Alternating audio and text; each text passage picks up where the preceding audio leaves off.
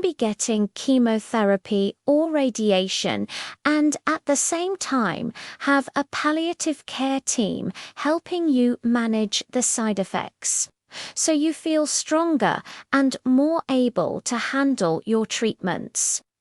Let's talk about what that support actually looks like.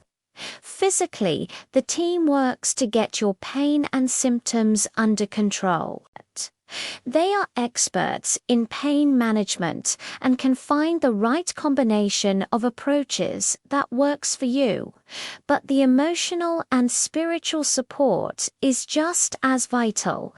A serious illness can bring up so much fear, anxiety, and sadness. Having a social worker or counselor to talk to, someone who can help you and your family navigate these complex emotions, is invaluable. They can help you communicate better with your loved ones, make difficult decisions, and find sources of strength and meaning. And it's not just for the person who is sick. Palliative care provides crucial support for families and caregivers too. Caring for a loved one with a serious illness is a demanding role, both physically and emotionally. The palliative care team can help family members understand what's happening, teach them how to provide care at home, and offer them emotional support and a much-needed listening ear. They help the entire family unit cope with the challenges they're facing. This can reduce stress for everyone and improve communication, making the journey a little less overwhelming. Imagine this scenario. Someone is diagnosed with a chronic heart condition. They're often in and out of the hospital, feeling weak and breathless. They struggling to keep up with their medications and feel depressed about not being able to do the things they once loved. When a palliative care team gets involved, things can change dramatically. A nurse practitioner might help adjust their medications to better control their symptoms.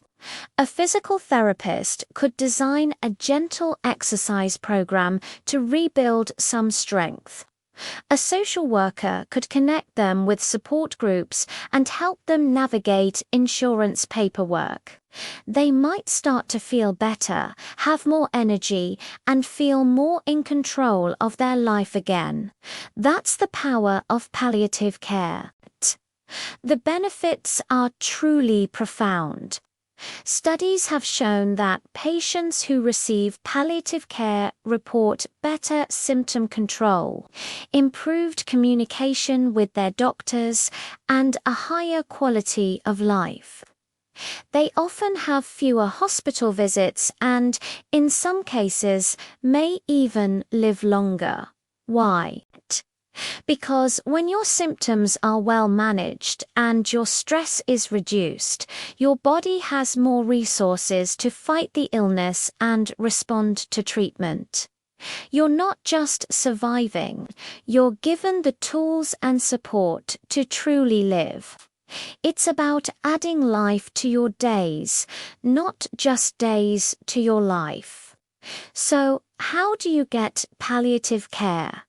The first step is to talk to your doctor, your specialist, or a nurse. Say, I am interested in learning more about palliative care to help with my symptoms and quality of life. It's available in many settings, including hospitals, outpatient clinics, and sometimes even at home. Don't be afraid to advocate for yourself or your loved one. If you feel like your symptoms are not being managed well, or that the stress of the illness is becoming too much, palliative care might be the right next step for you. It's a resource designed to help. Facing a serious illness is one of life's greatest challenges, but it's a journey you don't have to walk alone.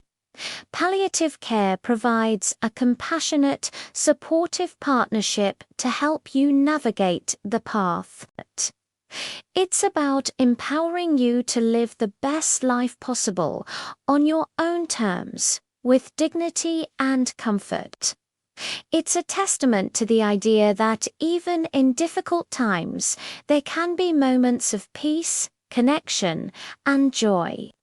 It's about focusing on living well every single day. Thank you so much for watching and for allowing us to discuss this vital topic. If this video was helpful, please give it a thumbs up and consider subscribing to our channel for more content that supports your well-being. Share this with anyone who you think might benefit from hearing this message. Take care, and we'll see you in the next video. I'm here at a kitchen, and this is what I do for a living. Today we are going to be talking about how to juice an orange. I am absolutely sick of getting asked this question. How the heck do you get all that juice out of an orange? Am I squeezing it too hard? Am I doing something wrong? No, you're probably just using a crappy juicer. Don't worry, though, today I am going to show you how to pick an orange that is really juicy, and then how to extract every single drop of juice from that orange so you can make some delicious OJ. Let's go ahead and dive in. If you want to get the most juice out of your oranges, it starts with picking the right orange. Oranges are picked and graded by their appearance. So if you see a nice-looking orange, chances are that orange is going to be a good one. I don't have any science to back this up other than just years of experience buying and selling oranges. You want to look for one that is firm, not soft. You want to look for one that is blemish-free, and you want to look for one that has a nice color. Now remember, this is just for the appearance. What really matters is the quality of the juice inside of there. And the only way to know for sure if an orange is going to be juicy is to cut it open and see what it looks like inside. But I'll let you in on a little secret.